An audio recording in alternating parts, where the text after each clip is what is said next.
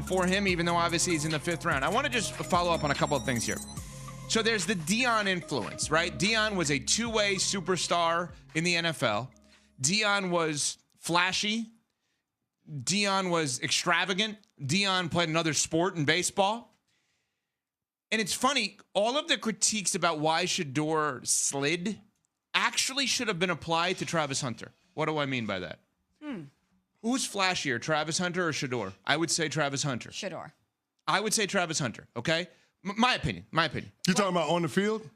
On the field and off the field combo package. On the field, Travis Hunter. But if you do the combo off the field, package. I don't think it's close. Okay, if you do the combo package, on field and off field, I would say it's Travis Hunter. I would say they're both right there, yeah. Okay, so flashy. But on the field, Shedeur does nothing flashy. I'm doing this very specifically. Alleged bad influence from a parent. Travis Hunter's dad had to get out of jail to go and see him at the draft. I'm not judging him. I don't know the circumstances. Yeah, he had to get permission. Yeah, I'm not saying he's a bad parent. I'm saying he's in a bad situation that he created. Sure. Deion's never been unsuccessful with anything in his life, and he's getting ripped for being too close and too involved with his sons. All of the critiques actually about Shedeur should be applied to Travis Hunter, and he went 2 overall. And now he's a much better football player. I understand that. But it's kind of laughable because Deion considers both of them his sons. He's talked about it. Like, that's also my quote-unquote son, right? That's my adopted son, let's just say. He's family. Especially in the place of a father that's in jail. Right? Hey, I want to go to have lunch with my dad. Travis Hunter can't do that. Deion serves as that. But we don't hold that against Travis Hunter. And I'm glad we don't, by the way. Right. But here's the difference. If Travis Hunter's father has gripes about the way that an NFL team is handling his son's career and he talks about it, it's not going to make headlines. No. If Shedeur Sanders' father talks about gripes that he has about the way an NFL team is handling his son and his career, it is going to make headlines. We're going to play the sound. We are going to analyze it from sunup to sundown here on ESPN. Everybody is going to have commentary on it, which is going to shine a light on X organization and allow for there to be conversation picking apart how they're handling this young player. And that is the influence that we're talking about. I'm not talking about a negative influence towards Shedeur. Talking about a voice. I'm talking about what could be influential that could negatively impact an organization and the choices they make on how to handle this young player. And I also think that heading into this, there was so much commentary about how he interviewed badly. And part of it was about his confidence, which I think is crazy. Because don't you want your QB1, the potential face of your franchise, to be confident in themselves and confident in their abilities? But I think they are so inextricably linked. He has been his coach throughout his career. Coach Prime carries influence. And I think that there were questions about when they're separated, how will Shedeur be able to present himself? When he goes into a locker room and he doesn't have his dad by his side, can he command that locker room? Can he command the huddle? Can he have the same type of power and influence with an NFL organization if his dad is not linked to him?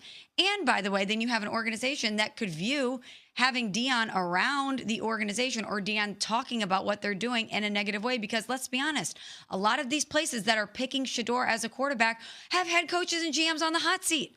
And it's not advantageous for them and their future to have Deion Sanders as a potential adversary. And I'm not suggesting that he would do that, but the looming threat of it, the possibility of it, it takes an organization that has a lot of guts and a lot of confidence in themselves and their job security in order to welcome that in. So a couple of things off of that, all fair. A couple of things off of that.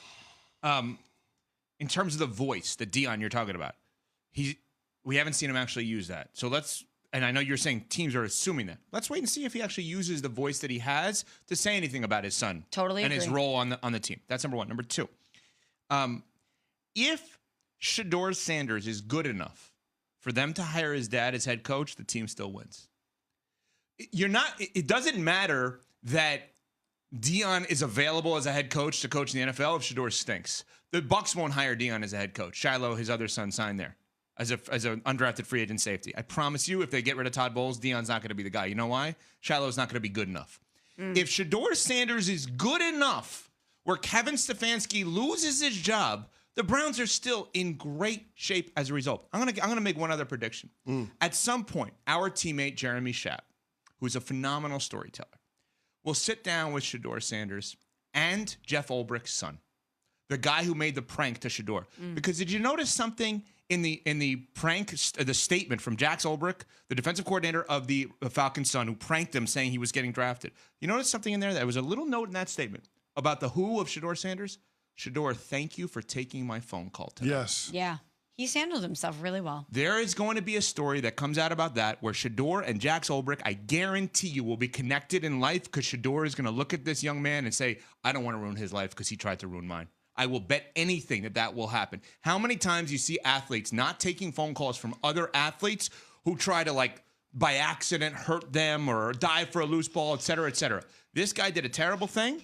By the way, I think he should be labeled former Jets coach, not Falcons defensive coordinator. I mean, if you're going to have a prank like this, it's former Jets coach. Let's be fair. Yeah. But the point is, Shedeur is already showing his character positively, I think. Guys, thanks for taking my call. Are you That's overthinking important. this? Like, are we overthinking this whole Shedeur stuff, right? Because there has been rumors about how this pre-draft process went, right? There was allegedly interviews where with certain teams it wasn't great, right? Like, if you're on the fence about a prospect and they come in and they're not on the top of the game, it's like people have hired people, right? And, oh, you interviewed this guy's resume looks great. They sit down. They're having issues with it, right? Like within the interview, and you're like, well, that changes your opinion. No, you're 1,000% right. But let me ask you a question.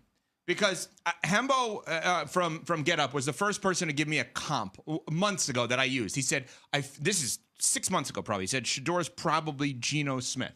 And he was saying that complimentary. Geno Smith is a second-round pick. Was then and would be now amongst quarterbacks. No doubt. So you may be right. Let's play this out. Shedeur's not as good as we thought he was. Bombed every interview. Comes off cocky. Teams are worried about Dion. Is that enough to slip to the 5th round? Fifth round? All right, well, I'll turn it around. Tom Brady, do they not need a backup quarterback? Brady's mentored him, right? Like the Steelers had him in the building for for a visit and went with Will Howard. Yep. So like, when teams that need someone are bypassing him, what does that tell you?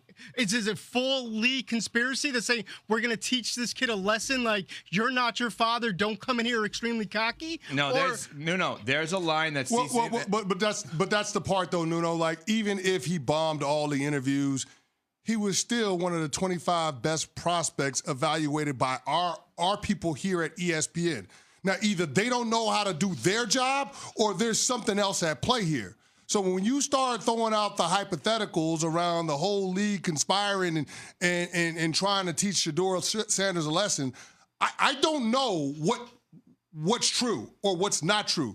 All I can tell you is based on what my football eyes tell me and what our draft analysts have told us,